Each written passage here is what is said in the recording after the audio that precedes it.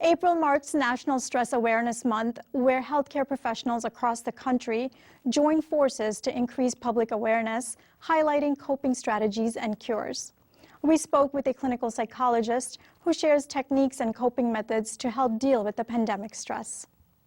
What are some coping methods that you share with clients? Some of the techniques that clients have found really helpful during the pandemic have included, for example, something like worry time, right? Because the pandemic has stirred up a lot of worries for people, even worries about like, how much longer will my parents be with us, or economic worries. And we can tend to get pinged with these types of worries just throughout the day, just randomly popping into our head.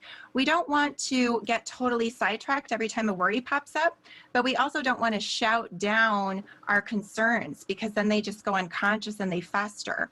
So a happy medium way to deal with it in the sweet spot is what I call the worry time technique. So in worry time, what we do is we actually mark out a calendar time. It could be 15 minutes a day, it could be an hour a week, whatever works best for you. And then whenever you do have a worry pop into your mind throughout the day, you just deposit it into the event details of your worry time. And then that frees you to return and come to that calendar event at the right time and place when you can really give those concerns your full undivided attention. That frees you from feeling like you have to keep track of them all during the week. And it also stops you from maybe potentially forgetting about them. If you want to try to, prevent yourself from, say, getting overcome with stress, for many of us, we've had the experience of just feeling totally overwhelmed with stress. And then having had that experience, we can actually get stressed and worried and afraid that we'll have it happen to us again. And so one of the things that can be helpful for that is a technique called anchoring statements. So in anchoring statements, what we do is we have a pre-crafted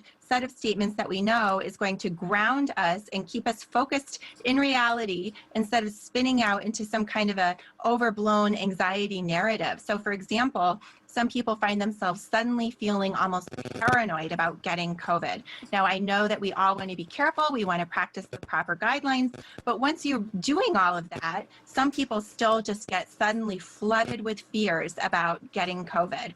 And so what someone in that situation could do is the anchoring statement of something like, I'm healthy, I'm strong, and I will get medical attention if I need it. And just repeating that over to themselves does a couple of really good things for your brain. First of all, it reassures you that you're safe. Secondly, it interrupts that negative internal monologue that was busy spinning out a whole, frightening narrative about all these fears. You actually overwrite that with something that's grounded and truthful. What are some of the long-term impacts of this pandemic on our mental health? Well, one of the long-term impacts on our mental health, I think, on the positive side, is that we've all learned some new coping strategies. We've learned how to connect with each other more deeply, even if we can't necessarily be in the same room. I think it's really highlighted for people the importance of personal resilience as well as relationships. And so being able to build those relationships and strengthen ourselves, I hope, will be